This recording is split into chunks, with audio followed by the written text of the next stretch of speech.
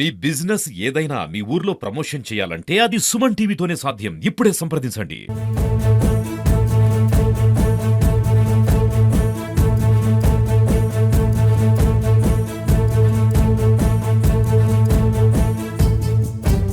యాదాద్రి భువనగిరి జిల్లా చౌటుప్పల్ మండలం ఎస్లింగోటం గ్రామం. ఎస్లింగోటం గ్రామంలో కాంగ్రెస్ పార్టీ సర్పంచ్ అభ్యర్థిగా బరిలో ఉంటున్నారు ప్రదీప్ జీ గారు. మరి ప్రదీప్ జీ అంటే ఛత్రపతి వంశాలకు చెందినటువంటి వ్యక్తి. మరి ఎన్నో ఏళ్లుగా ఎన్నో సంవత్సరాలుగా వారికి ఉన్నటువంటి భూములను, వందల ఎకరాల భూములను ప్రజాసేవ కోసం ఉపయోగించారు వీరి కుటుంబీకులు. ఎందుకంటే చరిత్ర కలిగినటువంటి కుటుంబం అని చెప్పొచ్చు. మరి గ్రామంలో ఎస్లింగోటంలో ప్రదీప్ జీ అంటే తెలియని వారు ఉండరు. అందరికీ సుపరిచితుడు, అందరితో పాటు చాలా మంచిగా ఉన్నటువంటి వ్యక్తి. యువకుల కోసం కూడా ఎంతో కష్టపడ్డటువంటి వ్యక్తి. ఈసారి గ్రామాన్ని అభివృద్ధి పరుస్తా, గ్రామం కాంగ్రెస్ ప్రభుత్వం అధికారంలో ఉంది, ఎన్నో సంక్షేమ కార్యక్రమాలు అమలు జరుగుతున్నాయి. కోమటిరెడ్డి రాజగోపాల్ రెడ్డి గారి ఆధ్వర్యంలో ఈ గ్రామాన్ని అభివృద్ధి పరుస్తా అని చెప్పి ముందుకు వస్తున్నారు. ప్రదీప్ జీ గారు చెప్పండి, మీకు అవకాశం వచ్చింది, ఈ గ్రామానికి సంబంధించి మీ కుటుంబీకులంతా కూడా ఎంతో సేవ చేశారు, మళ్ళొక్కసారి మీకు అవకాశం వచ్చింది, ఈ గ్రామానికి సంబంధించి కాంగ్రెస్ పార్టీ బలపరిచిన అభ్యర్థిగా మీరు ఉన్నారు కదా, గ్రామంలో ఎలా అనిపిస్తుంది? మీరు పోతున్నటువంటి సందర్భంలో ఓటర్లు ఏమని అంటున్నారు?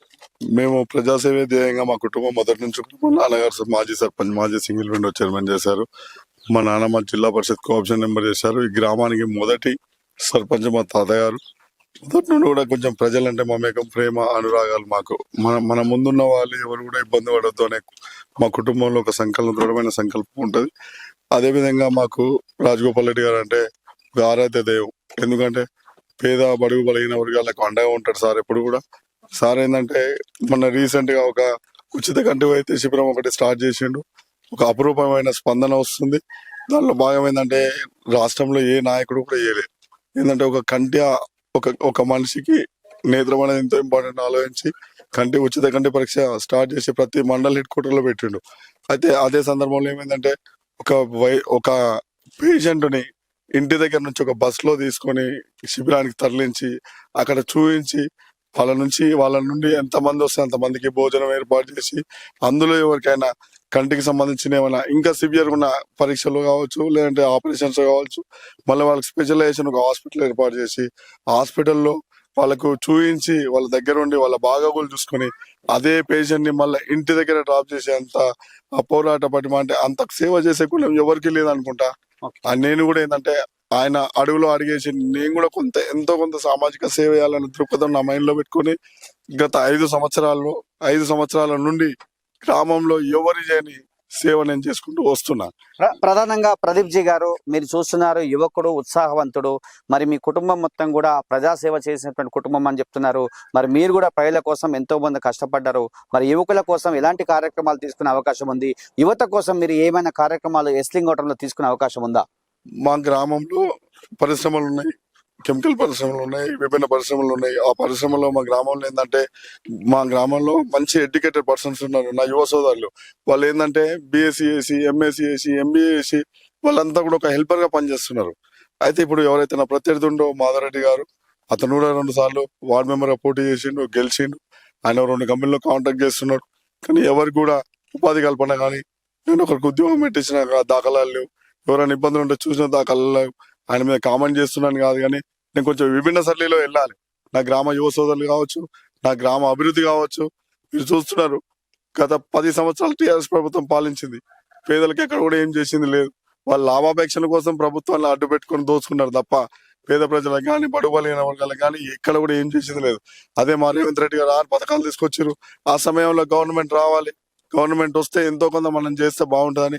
సరే, మా సార్ ఉన్నారు, మా రాజగోపాల్ రెడ్డి గారు, ఏదో మిస్ అయ్యి బీజేపీలో జాయిన్ అయ్యి అరే ఇది కరెక్ట్ కాదని చెప్పి ఆయన మనసు మార్చుకొని ఆయన కిరాయి ఇంటికి పోయిండు.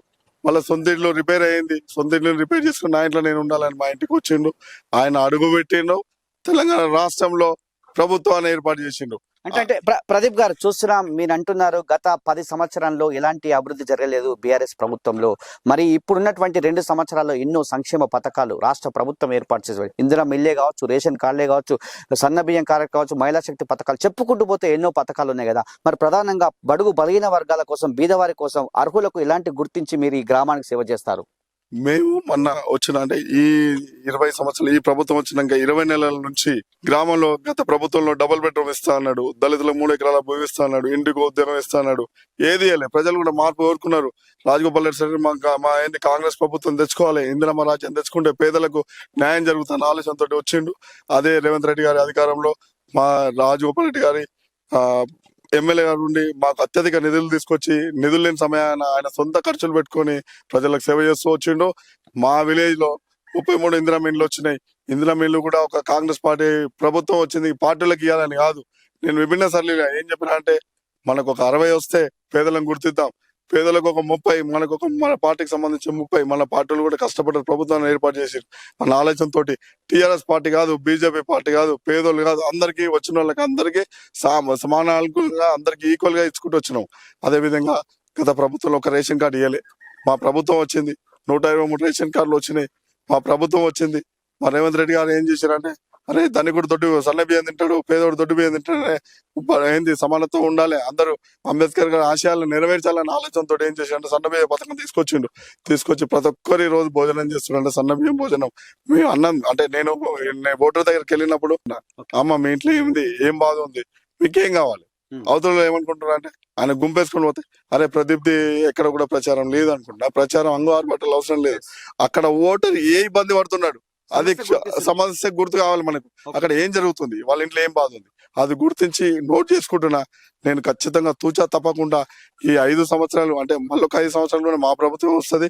ఇప్పుడు ఒక 3 సంవత్సరాలు వచ్చినా నేను ఒక సంవత్సరంలో మౌలిక సదుపాయాలు ఉన్నాయి మా ఊర్లో. అండర్ గ్రౌండ్ డ్రైనేజ్ కావచ్చు, స్ట్రీట్ లైట్స్ కావచ్చు. మైగ్రేటర్స్ ఉన్నారు, వివిధ రాష్ట్రాల నుంచి వచ్చి మా గ్రామంలో కూర్చొనికి వచ్చారు, ఉపాధి కల్పన కోసం వచ్చారు. ఇతర రాష్ట్రాల నుంచి వచ్చిన వాళ్ళు ఉన్నారు. వాళ్ళు విచ్చలవిడితనం ఎక్కువ ఉంది మా దగ్గర, మాదక ద్రవ్యాలు యూజ్ చేస్తున్నారు. అదే విధంగా మహిళలకు అండగా ఉంటా, శాంతి భద్రతలు కాపాడుతాను, సీసీ కెమెరాలు పెడతాను. తర్వాత అయింది నైట్స్ కంప్లీట్ గా పోలీస్ వ్యవస్థని గ్రామంలో రక్షణ కోసం, రక్షణ వల్ల ఏం చేస్తాను, శాంతి వల్ల ఏం చేస్తానని తెలుపుతూ, అదే విధంగా నా యొక్క సామాజిక సేవ.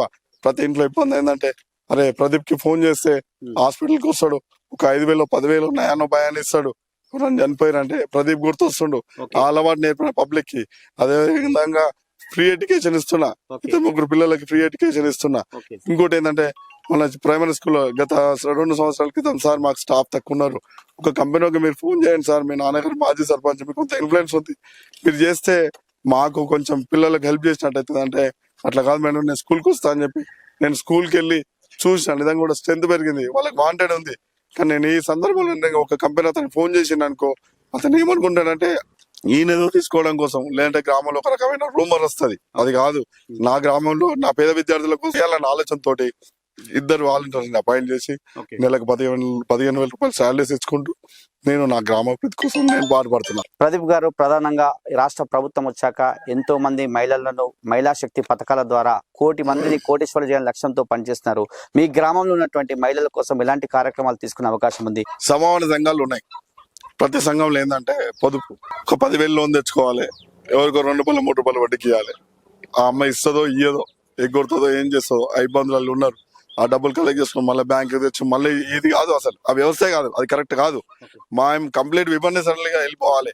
మనం అంటే ఒక రోల్ మోడల్ వెళ్ళాలి మన గ్రామం అని చెప్పేసి ఆలోచన చేసి, దానికి మా రాజగోపాల్ రెడ్డి గారి అధికారంలో కాంగ్రెస్ ప్రభుత్వం ఉంది. మా రాజగోపాల్ రెడ్డి గారి ఆదేశానుసారం నేనేం చేద్దాం అనుకుంటున్నా అంటే, చిన్న కుటీర పరిశ్రమలు, స్కూల్స్ కి సంబంధించిన యూనిఫామ్స్ ఉన్నాయి, బ్యాగ్స్ ఉన్నాయి, అట్లాంటి చిన్న తర పరిశ్రమలు ఏర్పాటు చేసి వాళ్ళకు ఒక ఉపాధి కల్పన కింద వాళ్ళకు ఎంతో కొంత మనం చూపించినాం అనుకో, అది కాస్త కొంచెం ముందుకు పోతుంది. మహిళలు కూడా చైతన్యవంతులు అవుతారు.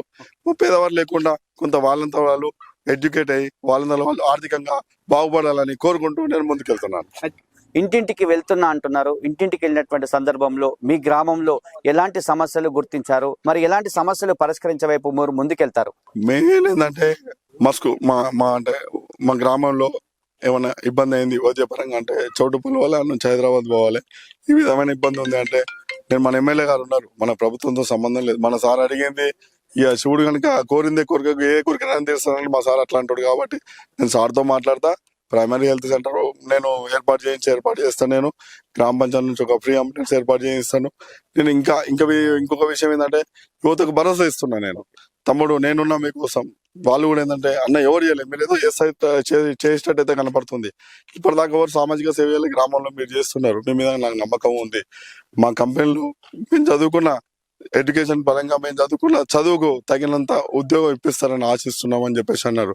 మహిళలకు ఆ విధంగా, వీళ్ళకి ఏ విధంగా, రైతులకు ప్రభుత్వం నుంచి వచ్చే ప్రోత్సాహకాలు ఏవైతే ఉన్నాయో, పాడి పరిశ్రమ ఉంది. ఎగ్జాంపుల్ ఏంది, మన గొర్రెలు ఉన్నాయి, గొర్రెల స్కామ్ చేసిన వాళ్ళు 700 కోట్లు తినిమింగిరు. కానీ మా ప్రభుత్వం అట్లా కాదు, పేదలకు అందుతాని పేదలు కూడా నమ్ముతున్నారు. 20 నెలల్లో వచ్చిన ప్రభుత్వంలో ఎన్ని పథకాలు వచ్చినాయి. కరెంట్ వేస్తే కరెంట్, బుక్ చేస్తే కరెంట్ బిల్ కడతలేము, బస్ ఎక్కితే బస్ కిరాయి కడతలేము, తినడానికి సన్న బియ్యం వస్తున్నాయి, సమయానికి గ్యాస్ బిల్ పడుతుంది అన్న ఆలోచనతో విభిన్న సలహాలు వెళ్తున్నాం.